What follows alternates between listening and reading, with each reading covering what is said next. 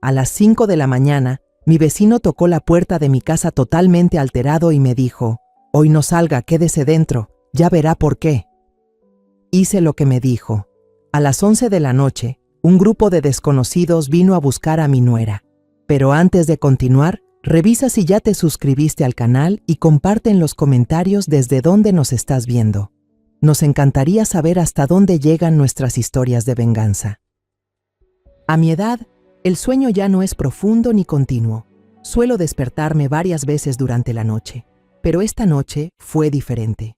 Lo que me despertó no fue el reloj ni la luz tenue del amanecer, sino una serie de golpes frenéticos en la puerta principal. Eran sonidos secos, desesperados y urgentes, no los golpecitos educados de una visita, sino como si alguien intentara, con todo el pánico del mundo, sacudir la puerta de mi casa. Sentí que el corazón me daba un vuelco. Me incorporé tambaleándome de la cama y vi en el reloj digital de la mesita que eran las 5 de la mañana. ¿Quién podría venir a mi casa a esa hora, con tanta desesperación? Avancé con pasos temblorosos hacia la puerta principal. Me asomé por la mirilla diminuta. Era don Ernesto, mi vecino viudo que vivía justo enfrente. Siempre fue un hombre amable, pulcro, con la ropa perfectamente planchada.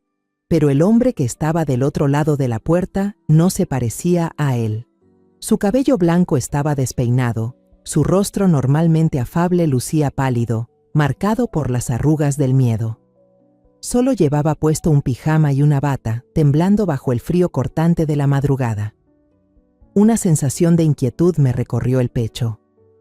Giré con cuidado la perilla y entreabrí la puerta apenas un poco, lo suficiente para hablar, pero manteniendo el cerrojo de seguridad puesto. «Don Ernesto, ¿qué pasa?». Intenté mantener la voz firme. Su voz temblaba, jadeante, y su aliento formaba nubes blancas en el aire helado. «Señora Teresa, escúcheme bien». Se acercó más a la rendija, con los ojos muy abiertos, llenos de urgencia. «Hoy no salga por nada del mundo. No abra la puerta aunque alguien toque. Cierre bien y quédese dentro. Créame, luego entenderá». Sus palabras fueron como fragmentos de hielo clavándose en mi mente. No tuve tiempo de reaccionar ni de hacerle más preguntas. Él ya se había dado la vuelta, tambaleándose, y entró en su casa, cerrando de golpe la puerta. El sonido retumbó en el silencio de la calle, dejando un vacío amenazante. Me quedé inmóvil detrás de mi puerta. El calor del sueño se había desvanecido. Solo quedaba un frío que me calaba hasta los huesos. Sin pensarlo 2 veces, cerré la puerta con fuerza, eché 2 vueltas de llave y revisé cuidadosamente la puerta trasera y todas las ventanas. La sensación de inquietud me envolvía como un lazo invisible que se apretaba cada vez más. La advertencia de don Ernesto, un hombre siempre sereno, ahora pesaba sobre mí con una fuerza terrible. Todo el día se volvió una espera interminable llena de miedo. Me quedé pegada a la ventana, mirando hacia la calle vacía, buscando algún signo que explicara sus palabras. El tiempo avanzaba lento, en un silencio tenso. Al caer la tarde, la oscuridad se apoderó de la casa. No me atreví a encender muchas luces, solo dejé una lámpara amarillenta en la sala. Alrededor de las 11 de la noche, mientras me quedaba dormida en el sofá del cansancio, sonó el timbre. Esta vez no fue un golpe desesperado, sino un timbrazo lento, pesado, con autoridad.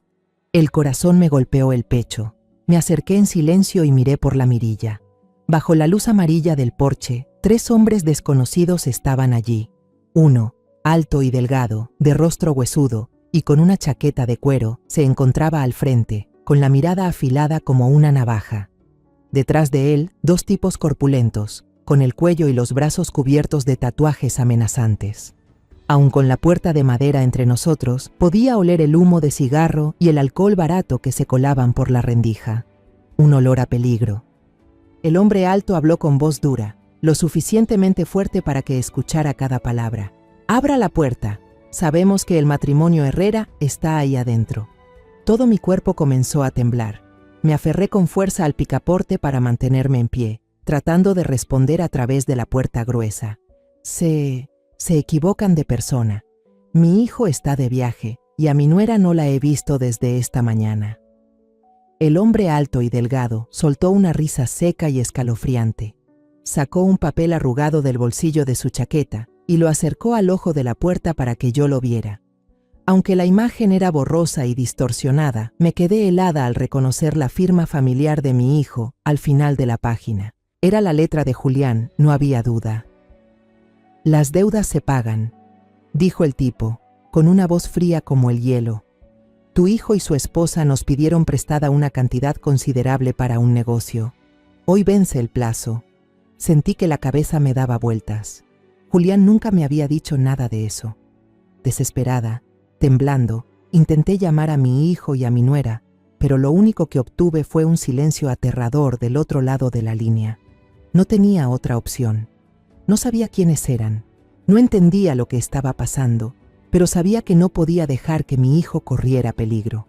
Corrí a la cocina, tomé la vieja caja de galletas donde guardaba todos mis ahorros de toda la vida. Los reuní todos, sin contarlos.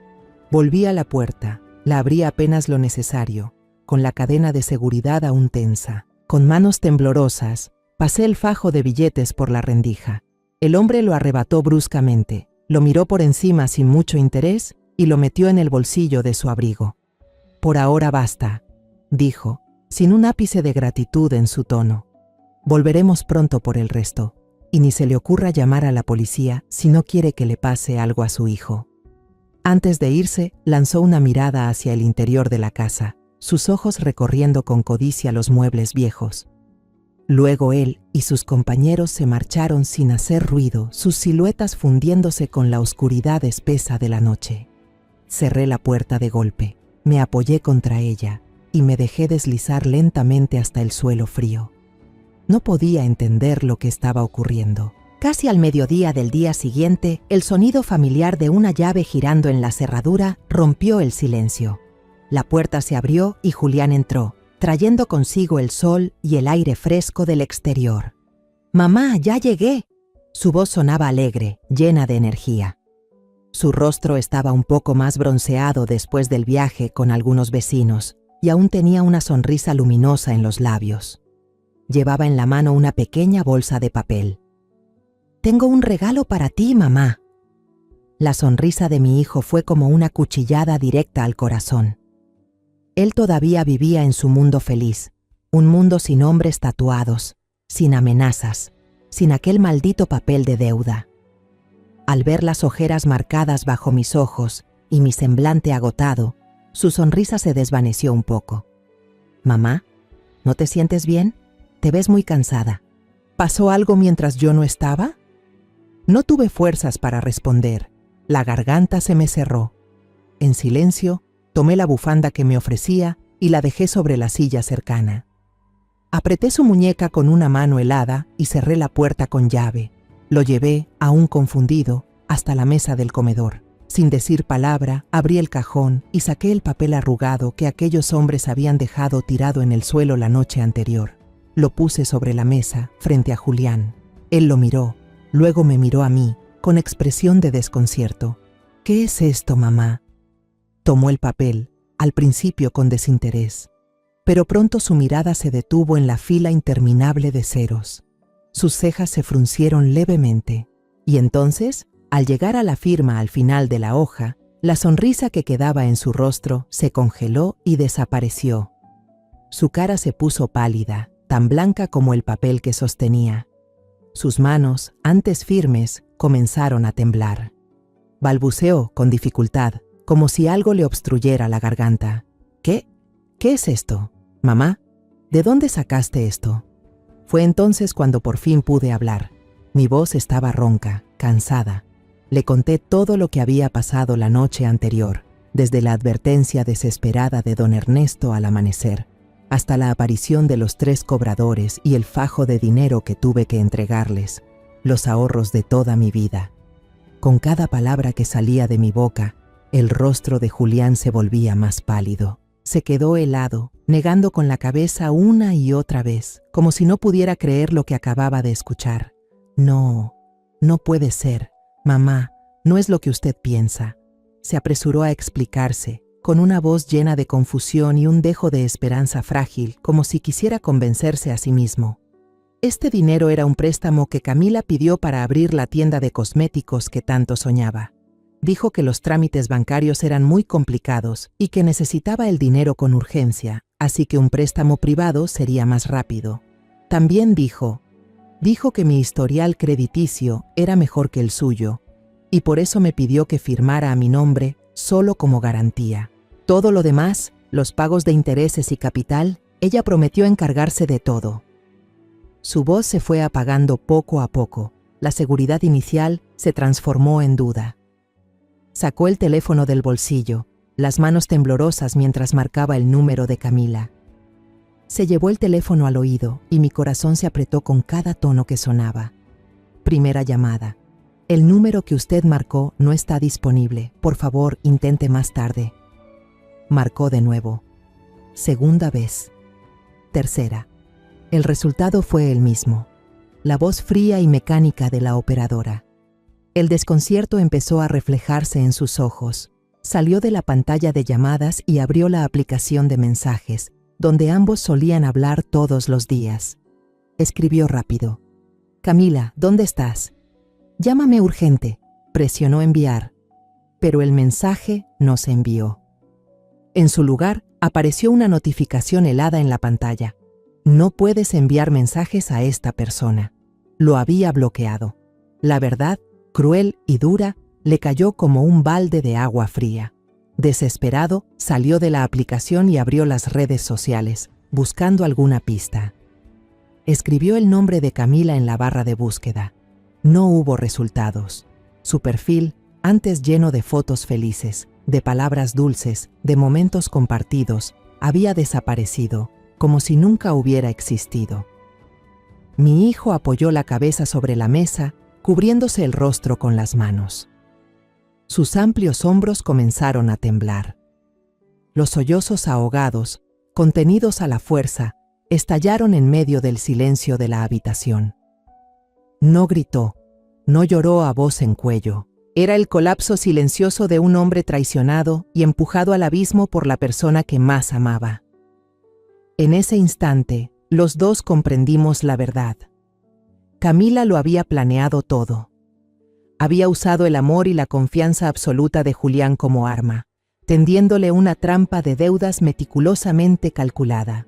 Y cuando consiguió el dinero, desapareció, cortando toda comunicación, borrando cada rastro.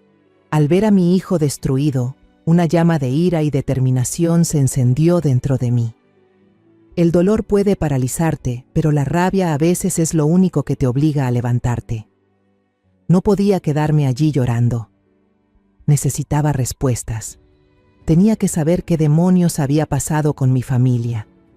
Y sabía que la única persona que podía dármelas estaba justo al otro lado del callejón. A través de la ventana de la cocina, vi la casa de don Ernesto, aún en silencio. Mi mirada se detuvo en su puerta, donde hacía unas horas se habían escuchado los golpes desesperados. Su advertencia no había sido una alucinación. Había sido una profecía aterradora que se hizo realidad. Reuní todo mi valor. Fui al jardín, corté algunas guayabas recién maduras, su fruta favorita, y las coloqué con cuidado en un platito. Era tanto una excusa como una forma tardía, pero sincera, de agradecerle. Con el plato en la mano, salí de casa. Respiré hondo el aire de la tarde y crucé hacia su puerta. Los golpes que di esta vez fueron suaves, vacilantes, muy distintos a los violentos del amanecer. Unos segundos después, la puerta se abrió. Don Ernesto estaba allí. Se veía más tranquilo y presentable que la mañana anterior. Pero cuando me vio, en sus ojos apareció un destello de preocupación y una profunda compasión. Él sabía por qué había ido. «Señora Teresa», dijo en voz baja, y se hizo a un lado. «Pase, por favor». Entré. Su casa era pequeña, pero sorprendentemente ordenada y limpia. En el aire flotaba un leve aroma a madera vieja y a libros antiguos. En la pared color crema colgaban varios diplomas amarillentos por el paso del tiempo, enmarcados en sencillos marcos de madera. Dejé el plato de fruta sobre una pequeña mesa junto al sofá. «Gracias, don Ernesto», dije, y fui directo al grano, incapaz de contener la impaciencia que me quemaba por dentro. Le estoy muy agradecida por su advertencia. Si no hubiera sido por usted, quizás anoche no habría sabido qué hacer. Pero, por favor, dígame, ¿cómo supo todo eso? ¿Qué fue lo que realmente pasó? Él suspiró, un suspiro pesado, como el de alguien que ha visto demasiadas cosas malas en su vida. No respondió de inmediato, fue a preparar té. Cuando colocó entre mis manos la taza humeante con aroma a manzanilla, se sentó en el sillón frente a mí y me miró directamente a los ojos. Señora Teresa, antes de jubilarme, trabajé como policía en esta zona durante casi 30 años. Los ojos y oídos de un viejo policía no se pierden tan fácilmente. Sus palabras me dejaron helada. Así que el vecino amable y callado que vivía frente a mi casa tenía un pasado como ese. Todo empezaba a tener sentido. Comenzó a relatar lo sucedido, con voz pausada, pero cada palabra caía como un golpe seco en mi mente. A eso de las 4 de la mañana de ayer, cuando aún no amanecía, me despertó el sonido de un coche que frenó bruscamente frente al callejón. Un ruido estridente, extraño en la calma del vecindario. Luego vinieron las voces discutiendo.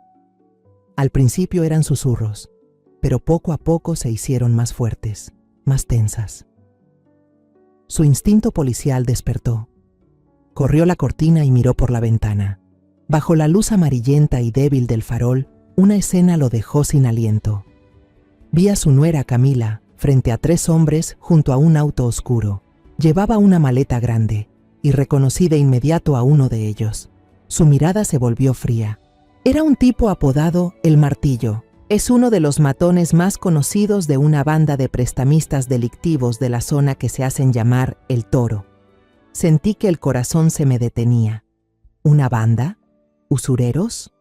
Palabras que solo había escuchado en las películas, ahora eran parte de mi propia vida. Don Ernesto continuó, intentando repetir con exactitud lo que había escuchado. Dijo que la voz de Camila, en ese momento, era completamente distinta a la que todos conocíamos, ni dulce ni amable, sino fría, desafiante y calculadora. «Ya te lo dije», dijo ella entre dientes. «El dinero ya lo transferí, aquí no queda nada. Si quieren cobrar, búsquenlo a Julián. Él es el que aparece en los papeles del préstamo». Uno de los hombres gruñó con voz ronca. «¿Crees que somos idiotas? Ese burócrata de pacotilla no tiene ni un peso para pagar semejante deuda». «¿Y entonces?», relató don Ernesto. Camila soltó una risa sarcástica, una risa que él describió como helada hasta los huesos. «Esta noche regresa de su viaje. Espérenlo y vayan a su casa a cobrarle. No se preocupen, la vieja que vive ahí no tiene ni un centavo, pero la casa vale. Métanle presión y ya está». La taza de té entre mis manos se había enfriado sin que lo notara. Cada palabra de Camila, repetida por don Ernesto, era como una puñalada invisible directo al corazón. La vieja de la casa. Así que, para ella, yo no era más que una vieja inútil. La casa que mi esposo y yo construimos con el sudor y el esfuerzo de toda una vida, para ella no era más que una garantía con la que podía empujar a mi hijo y a mí directo a la boca del lobo. Después de decir eso, continuó don Ernesto, con una voz cansada, la muchacha lanzó las llaves de su coche a uno de ellos, subió a ese auto oscuro y desapareció entre la niebla. Los matones también se subieron al coche de Camila y se fueron enseguida. Dijo que se había quedado paralizado frente a la ventana durante varios minutos, intentando digerir lo que acababa de presenciar. Supo de inmediato que volverían.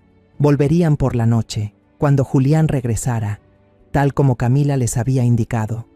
«Por eso tuve que golpear la puerta de su casa a las 5 de la mañana», concluyó. «No sabía qué más hacer. Solo esperaba que de alguna manera pudiera evitarlos, al menos esa mañana, para tener tiempo de prepararse». Dejé la taza de té sobre la mesa, con las manos temblando sin control. La verdad era más cruel de lo que jamás podría haber imaginado. Camila no solo había engañado a mi hijo, no solo había huido con una deuda enorme. Ella, de manera fría y calculadora, les había mostrado el camino a los lobos hasta la puerta de nuestra casa. Nos había convertido en piezas de sacrificio en su tablero. Después de salir de casa de don Ernesto, volví con el corazón hecho pedazos. La verdad que él acababa de revelar era aún más despiadada de lo que podía soportar.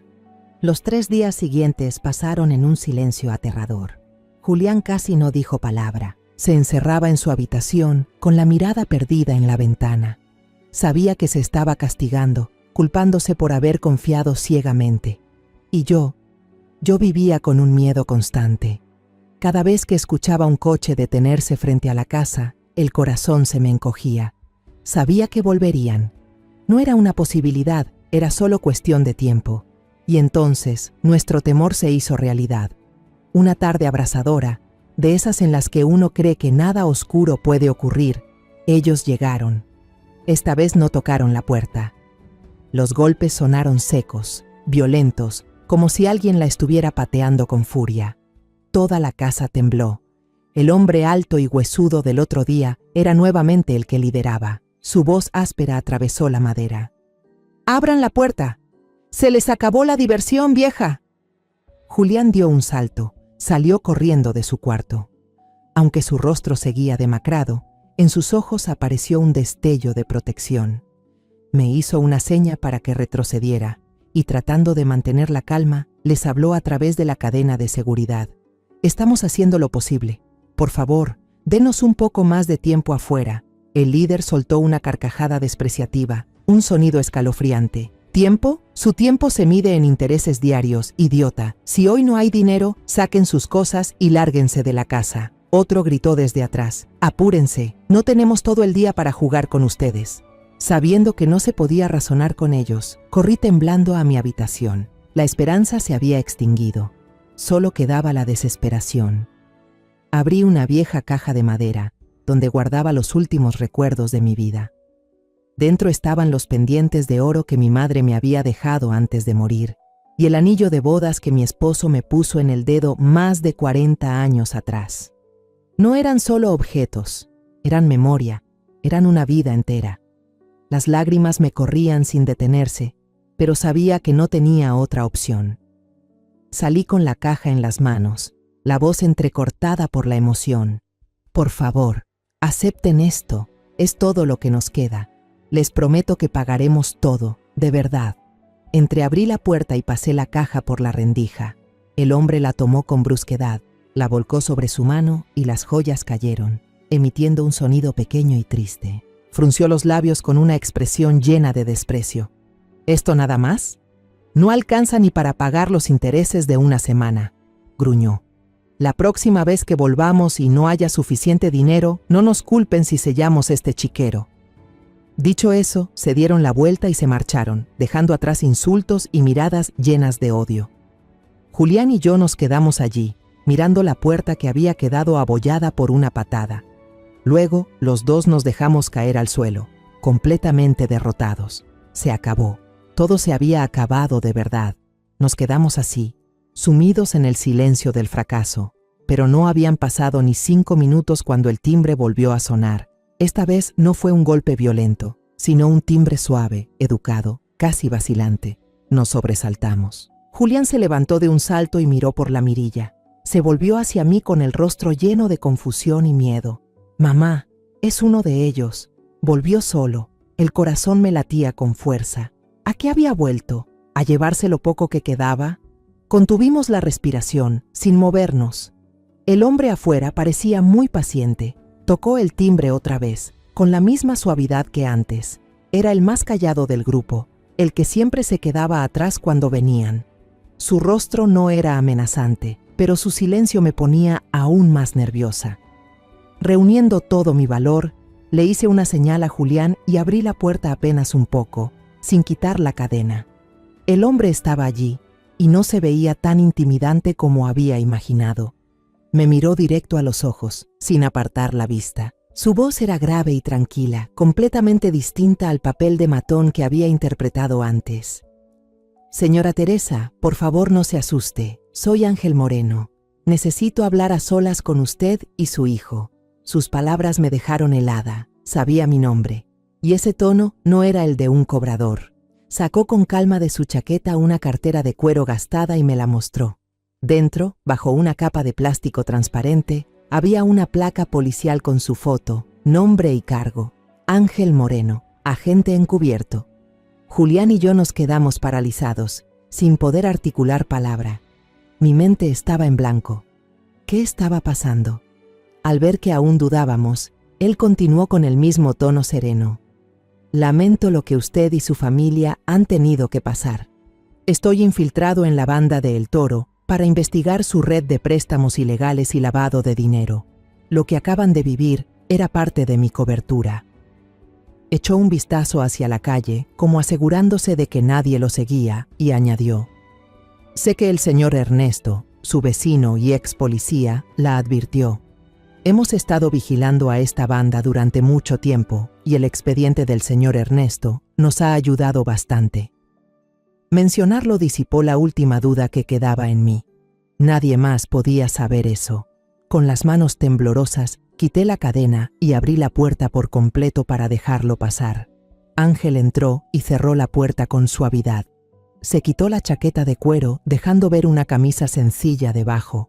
Parecía un hombre común, de no ser por su mirada aguda y alerta. Se sentó en la misma silla donde el cobrador había estado minutos antes, y su expresión se volvió seria. El problema de usted es mucho más grave de lo que imagina, señora Teresa, dijo. Su nuera, Camila, no es solo una deudora fugitiva. Hizo una pausa y miró directamente a Julián, que mantenía la cabeza agachada.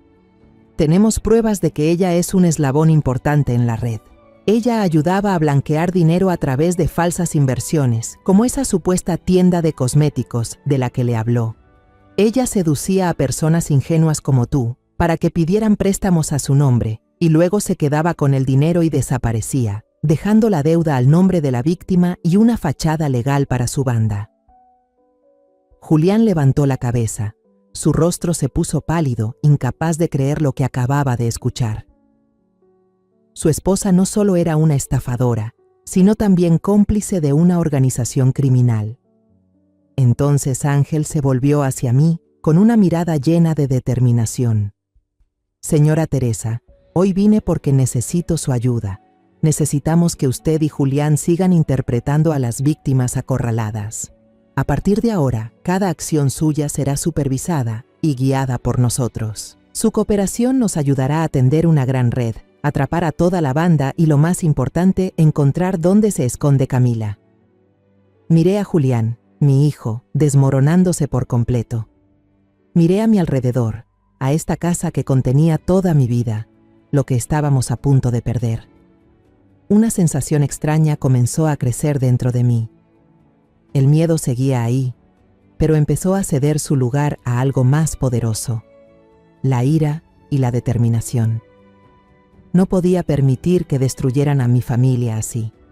Ya no era una anciana temblorosa detrás de una puerta. Asentí con firmeza, mirando directamente a los ojos del agente encubierto.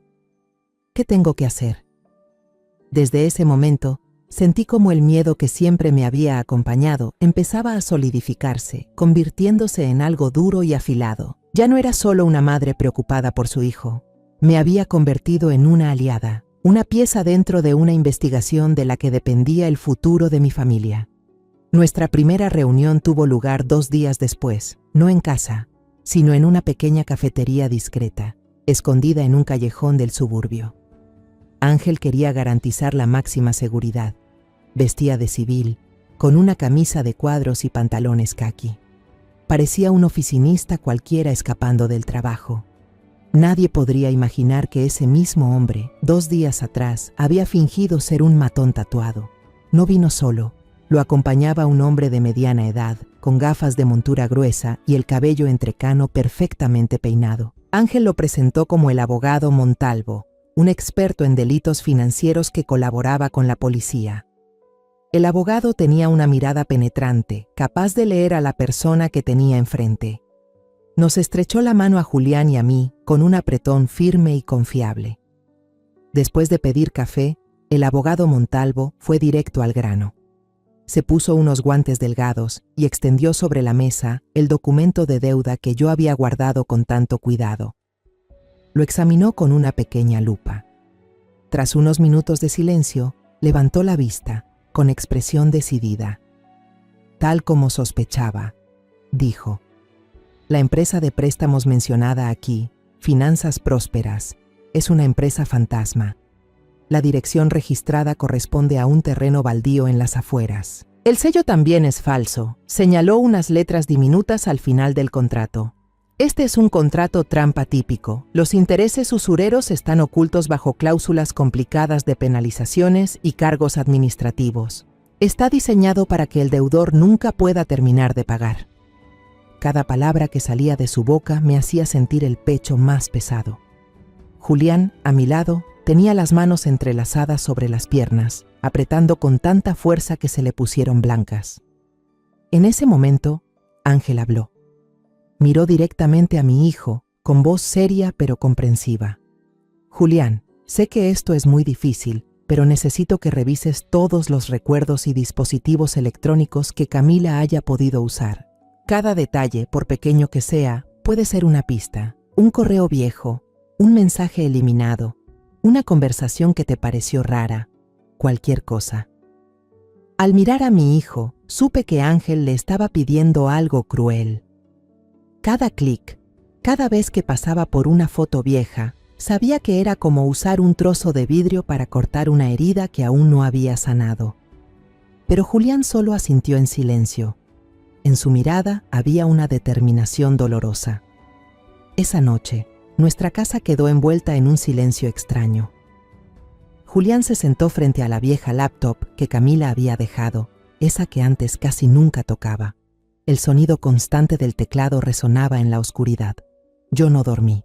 Me quedé en la sala, tejiendo un suéter a medio terminar, fingiendo estar concentrada, pero en realidad solo quería acompañarlo. Cerca de la medianoche, escuché que el clic del ratón se detuvo. Luego, una maldición apenas audible salió de la boca de Julián. Me levanté enseguida. En la pantalla aparecía el historial del navegador, lleno de nombres desconocidos. Casino Juan Kim, Ruleta de la Suerte 24/7, Mundo del Póker Online. Decenas de transacciones pequeñas pero constantes realizadas en horas imposibles. Pasada la medianoche, cuando Julián ya dormía profundamente, la muchacha había convertido nuestra casa en su propio casino. Pero eso no era lo peor. Julián, temblando, abrió una carpeta de fotos escondida con mucho cuidado, llamada Proyecto. Dentro no había planes de negocio de cosméticos, sino varias fotos de Camila con un joven atractivo. Se veían muy cercanos, abrazados, brindando en un bar elegante iluminado con luces de neón. Julián se quedó helado. Murmuró: «Yo nunca estuve en ese lugar». Mientras Julián luchaba con los restos digitales de su vida, yo empecé mi propia tarea. Decidí finalmente limpiar las cosas que Camila había dejado, algo que había estado posponiendo por mucho tiempo. Abrí cada cajón, doblé cada prenda. Cada objeto era un recordatorio de su mentira. En el tocador, debajo del papel decorativo viejo, mis dedos tocaron algo duro. Era una libreta pequeña, de tapa negra. Mi corazón latía con fuerza. Dentro, además de listas de compras de maquillaje y vestidos, había páginas sueltas con anotaciones rápidas escritas en un código extraño. Leí una y otra vez, tratando de unir las piezas. Ricardo, configurar IP falsa Puebla. Transferir 20% a El Toro. Boleto solo de ida, Acapulco. ¿Qué significaban esos nombres, esos lugares? El Toro. ¿No era ese el nombre de la banda de la que había hablado don Ernesto? Al día siguiente, llevamos todo lo que habíamos descubierto a Ángel en otra reunión. Cuando Julián le mostró la foto, Ángel apenas la miró y asintió enseguida. Ricardo Montes, 28 años, experto en seguridad informática, trabajó para una empresa grande. Renunció hace 2 meses sin explicación. Ya lo tenemos como sospechoso de complicidad. Luego le entregué la libreta. Cuando Ángel pasó las páginas, sus ojos se iluminaron claramente.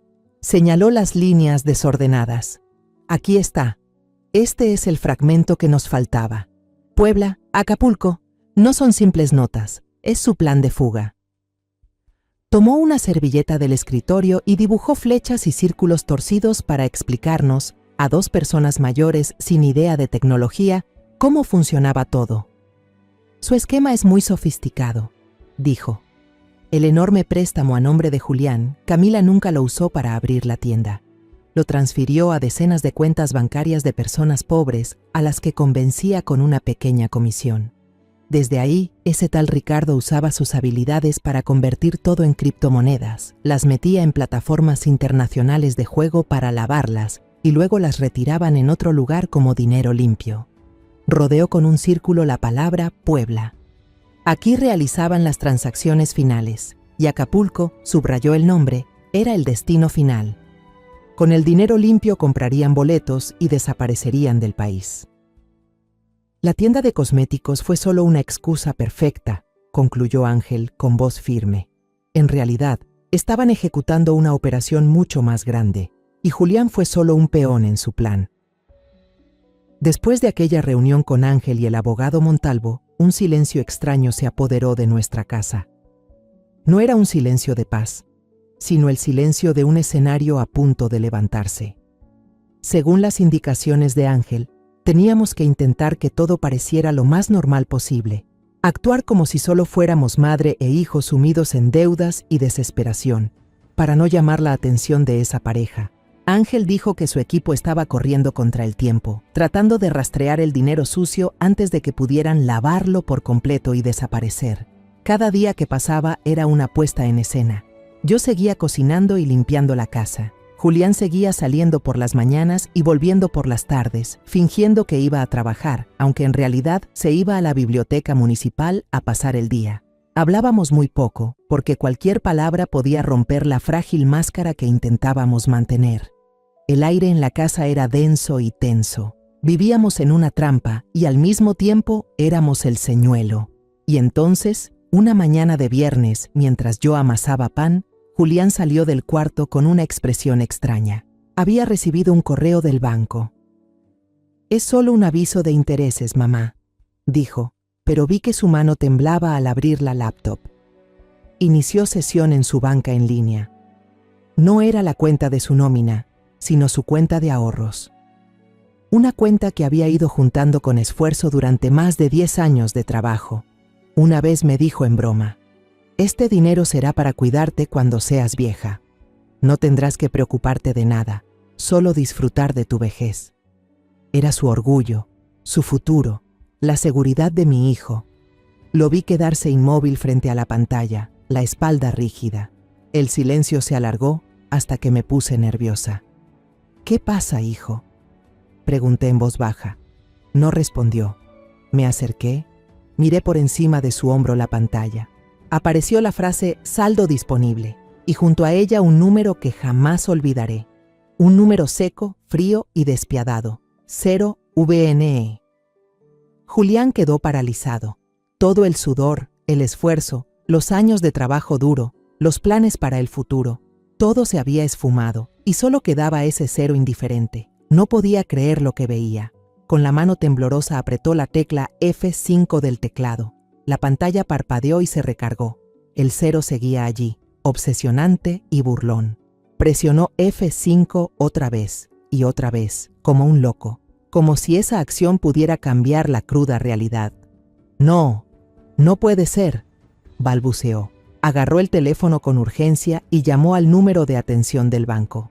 Después de unos cuantos tonos que parecieron siglos, una voz fría de una empleada contestó. Julián intentó mantener la calma y dio sus datos para verificar su identidad.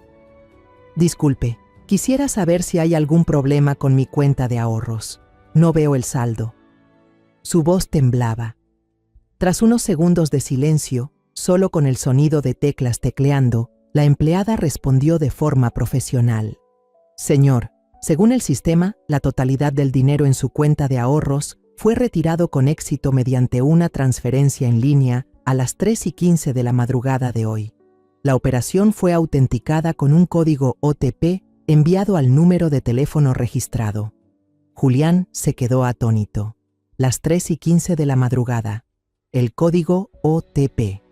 Y entonces, un recuerdo borroso pero espantoso asaltó su mente. Hace unas semanas, Camila había tomado prestado su teléfono. «Se me acabó la batería. ¿Me prestas tu teléfono para llamar a mi mamá un momento?», había dicho con una sonrisa dulce. «Solo un momento». Un momento suficiente para instalar un software espía, un caballo de Troya en su propio teléfono, para copiar todos los mensajes, incluidos esos códigos OTP tan importantes.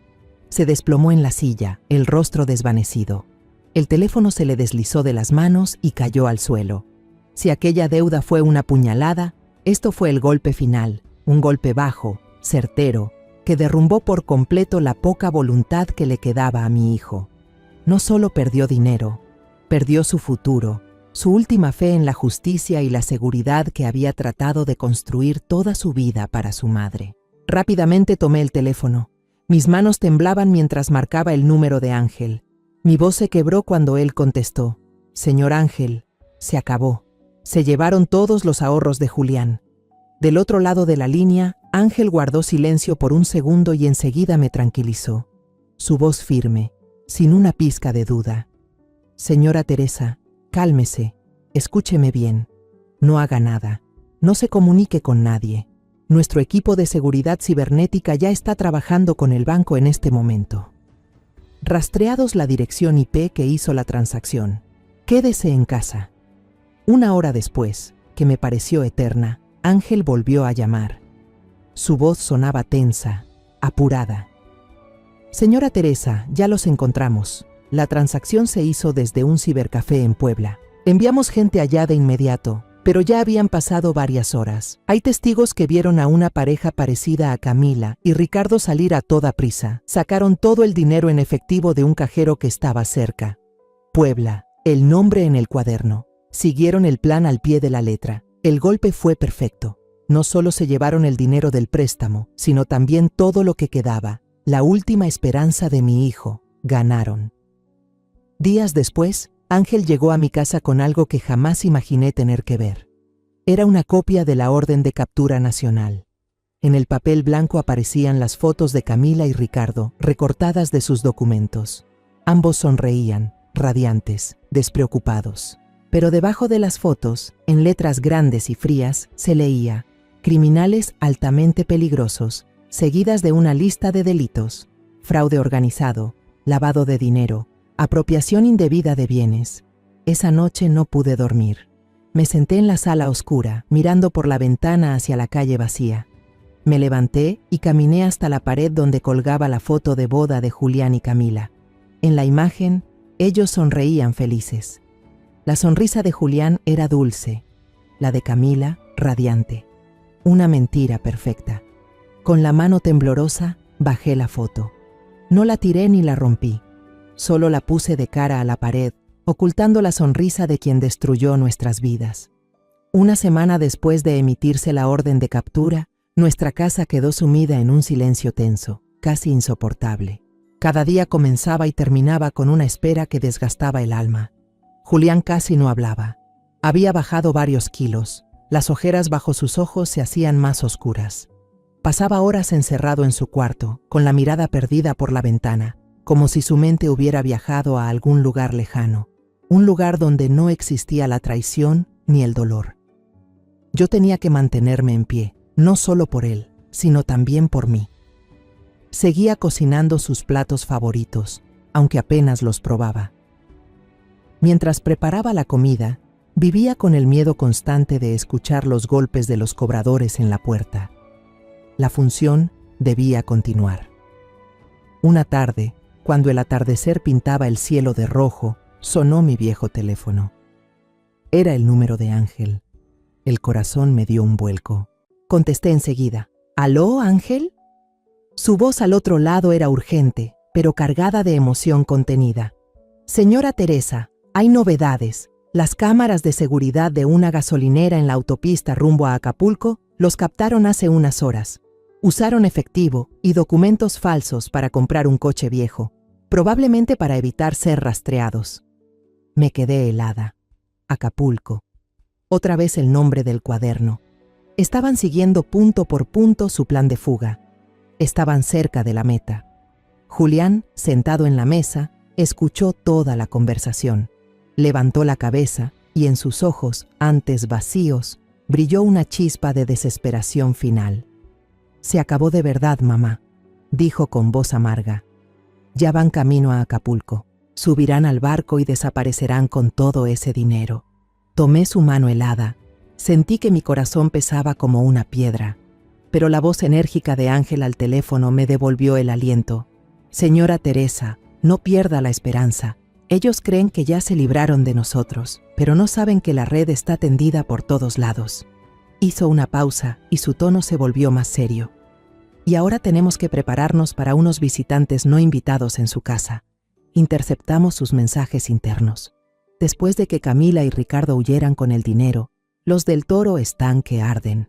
Están perdiendo la paciencia y esta noche van a actuar. Contuve la respiración. A veces la justicia llega tarde, pero nunca olvida, señora, continuó Ángel con voz firme.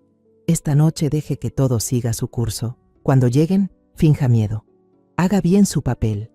Nosotros estaremos ahí. La llamada terminó. La casa volvió a sumirse en silencio, pero no era el silencio de la desesperanza, sino el de una tormenta que está por estallar. Cuando cayó la noche, una vieja camioneta, igual a las que usan los plomeros, se detuvo frente a mi casa, al otro lado de la calle. 2 hombres vestidos con uniformes de trabajo bajaron fingiendo revisar una tubería. Pero yo sabía que eran los hombres de Ángel. Otro sedán sin distintivos se estacionó discretamente al final del callejón, con las luces apagadas. Todo el vecindario estaba a oscuras, pero yo sentía muchas miradas vigilando nuestra casa. Éramos el cebo en una trampa enorme. Julián y yo estábamos en la sala, sin encender las luces, solo iluminados por el brillo tenue del televisor que pasaba un viejo programa musical. Mi corazón latía con fuerza, golpeando en el pecho. Julián me apretaba la mano. Alrededor de las 9 de la noche, el coche negro que me había perseguido en pesadillas volvió a aparecer. Se detuvo con un chirrido. La puerta se abrió de golpe.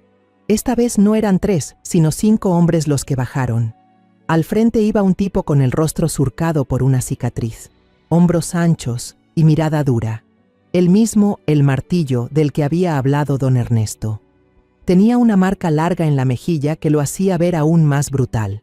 Uno de los que lo seguían llevaba una cizalla y una barra de hierro. Estaba claro, no venían a hablar, ni siquiera tocaron el timbre. El del rostro marcado subió los escalones y metió la barra entre la puerta y el marco. El chirrido del metal raspando la madera retumbó en la noche. Julián me jaló hacia atrás, protegiéndome con su cuerpo. Mi corazón quería salirse del pecho. La puerta cedió. El cerrojo saltó. Los 5 irrumpieron con los rostros tensos, trayendo el frío de la oscuridad con ellos. «¡Se acabó el tiempo!», rugió El Martillo, con voz ronca como hierro oxidado. «Saquen sus cosas ya. Desde hoy esta casa le pertenece al jefe». Apenas terminó de hablar, todo ocurrió en un parpadeo. Las sombras se movieron por todas partes. La puerta trasera fue pateada. Los 2 plomeros entraron como relámpagos. El sedán al final del callejón encendió los faros, iluminando la entrada. De él salieron varios hombres armados. «¡Policía! Todos quietos, manos en la cabeza». Una voz potente retumbó, imponiéndose sobre los gruñidos de los matones. Ellos se quedaron helados, completamente sorprendidos. El Martillo ni siquiera alcanzó a reaccionar cuando Ángel, disfrazado de uno de sus hombres, se movió con una velocidad increíble. Con una mano sacó unas esposas que brillaron bajo la luz y con la otra aplicó una llave precisa, derribando al gigante contra el suelo con un golpe seco. El caos estalló y terminó en cuestión de segundos. Los demás agentes irrumpieron y redujeron a los otros delincuentes. Los gritos, los insultos y el sonido metálico de las esposas resonaron por toda la casa. En menos de 1 minuto, los 5 maleantes, incluido el líder agresivo, ya estaban reducidos, boca abajo en el suelo, sin rastro de la ferocidad que mostraban antes. Ángel se levantó y se sacudió el polvo del abrigo. Caminó hacia donde estábamos mi hijo y yo, todavía paralizados por lo que acababa de ocurrir. Nos miró y asintió con alivio. «Todo está bajo control, señora». Por primera vez desde que lo conocí, lo vi sonreír de verdad. Una sonrisa ligera, liberada de toda tensión. Después de aquella noche aterradora de la redada, nuestra casa poco a poco volvió a recuperar su calma habitual. La puerta destrozada fue reemplazada por una provisional que los agentes instalaron, y su presencia en el vecindario durante los días siguientes sirvió como una especie de consuelo silencioso. El ambiente en casa se volvió menos tenso. Julián empezó a mostrar señales de vida. Ya no se quedaba encerrado en su habitación. Comenzó a limpiar la casa, a quitar el polvo acumulado por semanas, a ordenar los objetos que quedaron fuera de lugar aquella noche de caos.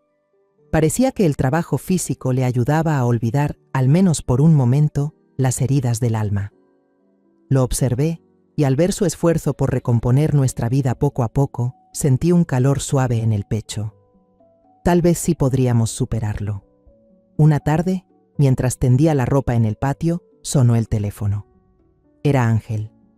Pero esta vez, su voz era distinta. No tenía la prisa ni la tensión del trabajo, ni el alivio posterior a una misión cumplida. Su tono era bajo, pausado y extrañamente solemne. «Señora Teresa, ¿está en casa? ¿Podría pasar un momento? Hay algo importante que debo informarle personalmente». La forma en que usó la palabra informar, en lugar de hablar, encendió en mí un presentimiento oscuro. Si era algo que no podía decir por teléfono, difícilmente sería una buena noticia. «Está bien, ven.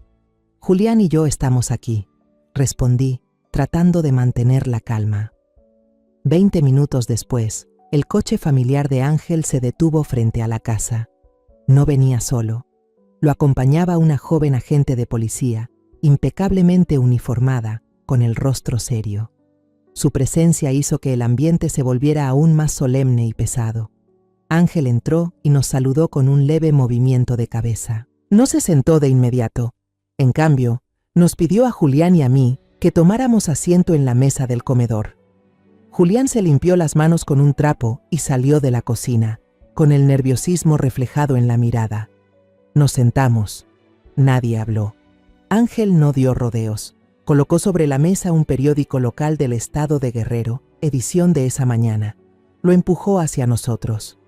Mis ojos se fijaron de inmediato en una gran fotografía que ocupaba casi toda la portada. Era la imagen de una grúa sacando del mar un coche completamente destrozado, deformado, aún chorreando agua, al pie de un acantilado. El mar azul profundo y el cielo despejado contrastaban con la visión lúgubre del vehículo hecho trizas, que parecía llevar consigo una tragedia silenciosa. Un gran titular, en letras negras, cruzaba la página. «Auto cae al mar en Acapulco. Una persona muerta, otra gravemente herida». El corazón me dio un vuelco. Ángel señaló con calma una esquina de la foto, donde apenas se distinguía una parte torcida de la matrícula. «Esta placa», dijo con voz controlada, «coincide con el coche que Camila y Ricardo compraron usando documentos falsos en la gasolinera». Luego comenzó a leer el informe preliminar que su equipo había recibido de la Policía de Tránsito local, con el tono de quien relata una noticia sin emoción, aunque yo sabía que hacía un esfuerzo por mantener la serenidad. El accidente ocurrió al amanecer. Según las marcas en el lugar, el coche perdió el control en una curva peligrosa de la carretera costera, conocida por los habitantes como la Curva de la Muerte. El vehículo atravesó la valla de contención y cayó al mar desde una altura de casi 30 metros. Unas horas después, un pescador encontró a un hombre flotando inconsciente cerca de la orilla y llamó a los servicios de rescate. La joven oficial sentada al lado añadió con voz clara y firme: «El sobreviviente ha sido identificado como un hombre, Ricardo Montes. Tiene varias costillas rotas, el brazo izquierdo fracturado y una lesión grave en la cabeza, pero no está en peligro de muerte. Actualmente está siendo tratado en el hospital local bajo custodia policial. La persona fallecida fue encontrada atrapada en el asiento del copiloto. Es una mujer. Según la autopsia preliminar, no llevaba puesto el cinturón de seguridad. Cada palabra cortaba el silencio espeso de la habitación. Julián estaba allí, mirando fijamente el periódico. Su rostro no mostraba ninguna emoción. No estaba sorprendido, ni triste, ni aliviado. Solo había un vacío aterrador. Al verificar la identidad de las víctimas, concluyó Ángel, la policía local descubrió que se trataba de 2 personas con orden de captura nacional. Nos contactaron de inmediato Empujó el periódico hacia adelante, dejando un espacio vacío sobre la mesa. Señora Julián, lamento tener que decirle esto. La mujer que murió en el accidente es Camila. No hubo llanto, no hubo gritos. Yo tampoco pude decir una palabra. Alguna vez la odié, deseé que pagara por todo el daño que causó. Pero este precio fue demasiado repentino, demasiado cruel. No sentí alivio, ni la satisfacción de la venganza. Solo un vacío helado, una extraña sensación de que un capítulo trágico de mi vida había sido arrancado de golpe, en lugar de pasar lentamente a la siguiente página. Miré por la ventana. El sol del mediodía iluminaba el pequeño jardín. Afuera, la vida continuaba. Pero dentro de esta casa, una vida que alguna vez estuvo ligada a la nuestra, aunque fuera por la mentira, había terminado para siempre. Camila estaba muerta. Murió huyendo, con el dinero robado y otro hombre a su lado. Murió por una curva y un cinturón de seguridad olvidado. ¿Será que el destino, de una forma cruel y despiadada, decidió terminar por nosotros esta amarga partida? Meses después, recibimos la citación del tribunal. Ricardo Montes, una vez recuperado lo suficiente para caminar y responder ante la justicia, tendría que comparecer para enfrentar múltiples cargos. «Mamá, ¿quieres ir?», preguntó Julián con voz serena. Lo miré a los ojos. Sabía que no era una pregunta trivial. Ambos necesitábamos un cierre. «Iremos», respondí. No para celebrar, sino para escuchar la verdad, para cerrar el pasado. El día del juicio amaneció nublado. La sala del tribunal era solemne y fría, con paredes de madera oscura y bancos silenciosos. El aire olía a ley y a sentencia. Nos sentamos en la fila reservada para las víctimas, observando en silencio. Entonces se abrió la puerta lateral. Ricardo entró escoltado por 2 guardias. Ya no era el joven arrogante y seguro que Julián había visto en las fotos. Llevaba un uniforme gris de prisionero demasiado grande y el cabello cortado al ras. Caminaba cojeando, con gestos de dolor en cada paso. Una cicatriz larga y tenue marcaba un lado de su rostro, recuerdo del accidente. Pero lo que más había cambiado eran sus ojos, antes brillantes, ahora vacíos, sin vida. Al pasar junto a nosotros, levantó la mirada, pero sus ojos se deslizaron como si no existiéramos, como si mirara al vacío. La fiscal, una mujer de mediana edad con voz firme, comenzó el interrogatorio. Al principio, Ricardo respondía con frases cortas, apenas audibles. Cabeza baja, respondía a las preguntas sobre el fraude y el lavado de dinero con simples sí o no. Admitía todos los cargos como si recitara un guión aprendido de memoria, sin una pizca de emoción. Pero entonces, la fiscal cambió de dirección. «Acusado Montes, cuéntenos qué ocurrió la noche del accidente». Esa pregunta pareció tocar una fibra sensible en él. Levantó la cabeza. Los hombros empezaron a temblar. Comenzó a hablar con una voz rota, entrecortada, como alguien que está reviviendo la peor pesadilla de su vida. Nosotros ya habíamos retirado todo el dinero», empezó con voz ronca. «Íbamos camino a un pequeño muelle en las afueras de Acapulco. Había un barco esperándonos para llevarnos al extranjero. Todo iba según el plan». «Entonces, ¿qué ocurrió? ¿Por qué el coche perdió el control?», preguntó la fiscal, manteniendo un tono calmado, pero lleno de presión. Ricardo guardó silencio por un largo momento. Bajó la cabeza. Las manos esposadas se apretaron con fuerza. Luego, para sorpresa de toda la sala, rompió a llorar. Lágrimas corrieron por su cicatriz, sollozos entrecortados, dolorosos. «El dinero, fue por el dinero», dijo entre hípidos. En el coche, empezamos a discutir por el reparto. Era demasiado dinero. Nos cegó. Ella dijo que merecía el 70% porque todo había sido su idea. Dijo que yo solo era una herramienta, un empleado, que cuando ya no le sirviera, me tiraría a la basura. Levantó la cabeza, los ojos rojos mirando al vacío, como si viera el fantasma de Camila sentado frente a él. Me humilló. Dijo que me dejaría en cuanto llegáramos al muelle y que buscaría a alguien mejor. Yo perdí el control. Le grité que había renunciado a todo por ella. Ella también gritó. La discusión se volvió cada vez más violenta.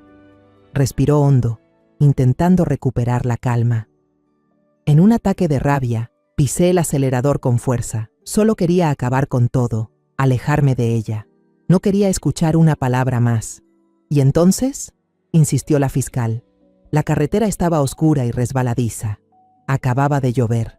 Había una curva cerrada. La señal estaba tapada por un árbol. Yo no me fijé. Cuando me di cuenta ya era demasiado tarde. El coche perdió el control. Su voz se quebró, temblando. Solo recuerdo sus gritos, el sonido horrible del metal chocando contra las rocas, y luego esa sensación de ingravidez cuando el coche cayó por el acantilado, antes de que todo se hundiera en el agua fría y la oscuridad. ¿Y cómo logró salir? Yo no lo sé. Supongo que fue suerte. El cinturón de seguridad se soltó solo tras el impacto. Entré en pánico, empujé la puerta y nadé hacia la superficie. Miré atrás, pero el coche se hundió demasiado rápido, solo quedaron burbujas. Después no recuerdo nada hasta despertar en el bote de un pescador. Julián, sentado a mi lado, apretaba con fuerza mi mano. El testimonio de Ricardo confirmó lo que decía el informe policial. Camila no llevaba el cinturón de seguridad. Tal vez, en medio de la fuerte discusión, se lo quitó para girarse hacia él. Un gesto impulsivo en un momento de ira que le costó demasiado caro. El juicio terminó poco después. El juez dictó sentencia. Ricardo Montes recibió 15 años de prisión por los delitos de fraude organizado, lavado de dinero y homicidio involuntario por conducción imprudente. Cuando los guardias lo llevaron frente a nuestro banco, esta vez miró directamente a mi hijo y a mí.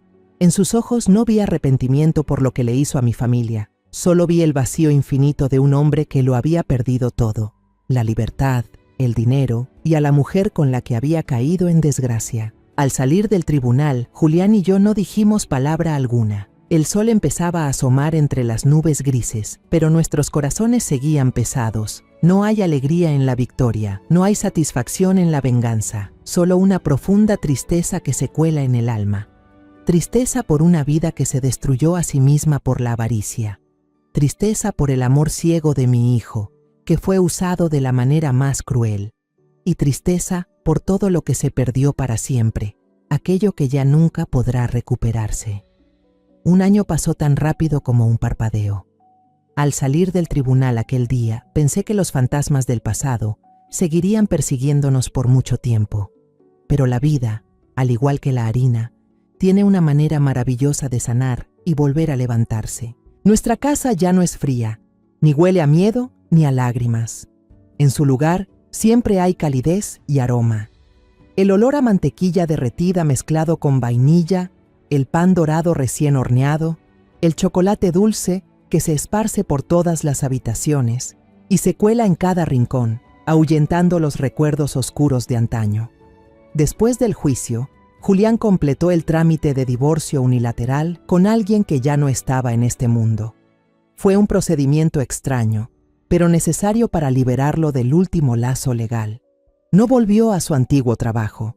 Decidió mudarse definitivamente conmigo. «Ya no quiero dejarte sola, mamá», dijo simplemente.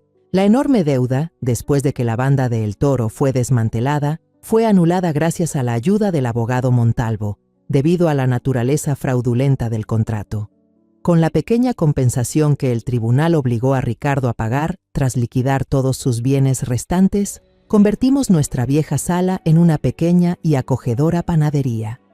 La llamamos La Esperanza. Yo me encargo de la cocina, reviviendo las recetas tradicionales que mi madre me enseñó. Mis manos envejecidas volvieron a encontrar la alegría en medir, amasar y crear dulces llenos de amor. Julián, con la agilidad de su juventud, aprendió por sí mismo a tomar fotografías, escribir anuncios y encargarse del marketing en línea. La laptop que antes reveló verdades dolorosas, ahora es la herramienta de trabajo de mi hijo. A veces lo veo con su viejo casco, montado en su motocicleta destartalada, repartiendo pasteles por el vecindario. Y lo más importante, volvió a sonreír. No con esa sonrisa forzada de antes, sino con una sonrisa amable, cálida y sincera, como solía hacerlo. En la pared color crema detrás del mostrador, junto a los pasteles recién salidos del horno, tenemos enmarcado un pequeño recorte de periódico local. El titular dice: el agente Ángel Moreno y su equipo son condecorados por su destacado desempeño en el operativo que desmanteló la red de préstamos ilegales El Toro. Es un recordatorio de que, incluso en los momentos más oscuros, siempre hay personas buenas luchando en silencio por la justicia. De vez en cuando, Ángel viene a visitarnos los fines de semana. Ya no luce como un matón ni como un policía infiltrado bajo tensión. Lleva camiseta, jeans y llega con su esposa y sus 2 hijos pequeños, que charlan felices mientras compran pan. Siempre lleva un pastel de huevo salado, el más vendido del local, y les dice a su esposa e hijos: el pastel de Doña Teresa es el mejor de la ciudad.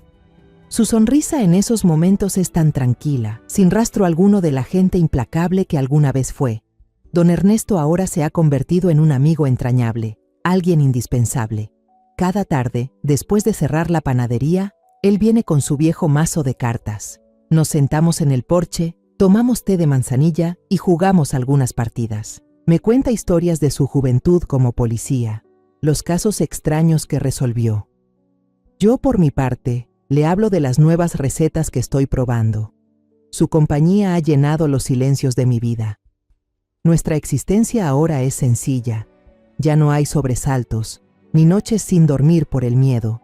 Solo el sonido constante de la batidora cada mañana, el timbre del teléfono anunciando nuevos pedidos y las risas de los clientes de siempre. A veces pienso en Camila, no con odio, sino con una tristeza suave. Tristeza por una joven que eligió el camino equivocado, dejando que la ambición lo destruyera todo. Una tarde, mientras los últimos rayos del sol teñían de dorado la panadería, Julián y yo estábamos limpiando. De pronto se detuvo, me miró con ojos llenos de emoción y dijo: «Mamá, lo siento, y gracias por todo». Yo sabía a qué se refería. Era una disculpa por su ceguera, por haber estado a punto de llevar a la familia al borde del abismo. Y un agradecimiento porque nunca lo abandoné, porque me quedé a su lado hasta que pudo levantarse. Dejé el trapo, caminé hacia él y abracé a mi hijo, ya todo un hombre. Era mucho más alto que yo. Mis brazos solo alcanzaban a rodear la mitad de su cuerpo, pero igual le di unas palmaditas en la espalda como cuando era niño. «Ya pasó, hijo mío», susurré. «Todos nos equivocamos alguna vez. Lo importante es reconocerlo, enfrentarlo y levantarnos juntos». La cicatriz en el alma quizá nunca desaparezca del todo. Seguirá ahí como parte de nuestra historia. Pero ya no duele, ya no quema.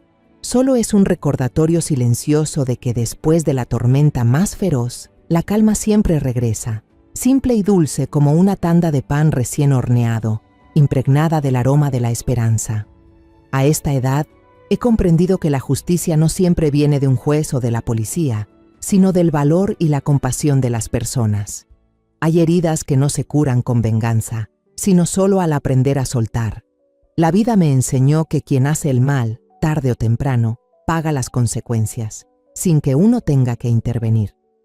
Lo que realmente importa es proteger lo que queda, la familia, la fe y la paz interior. Ya no guardo rencor hacia Camila. Su muerte fue un final lo bastante amargo. En lugar de mirar atrás con odio, prefiero mirar hacia adelante con compasión, porque al final, solo cuando uno aprende a perdonar, encuentra la verdadera libertad. La historia que acabas de escuchar ha cambiado los nombres y lugares para proteger la identidad de quienes estuvieron involucrados. No la contamos para juzgar, sino con la esperanza de que alguien escuche y reflexione. ¿Cuántas madres están sufriendo en silencio dentro de su propio hogar? Me pregunto sinceramente, si tú estuvieras en mi lugar, ¿qué harías? ¿Callarías para mantener la paz o te atreverías a enfrentarlo todo para recuperar tu voz? Quiero saber tu opinión, porque cada historia puede convertirse en una luz que guíe el camino de otros. Dios siempre bendice, y creo firmemente que la valentía nos llevará a días mejores. Por ahora, en la pantalla final dejaré 2 de las historias más queridas del canal. Estoy segura de que te sorprenderán. Gracias por quedarte conmigo hasta este momento.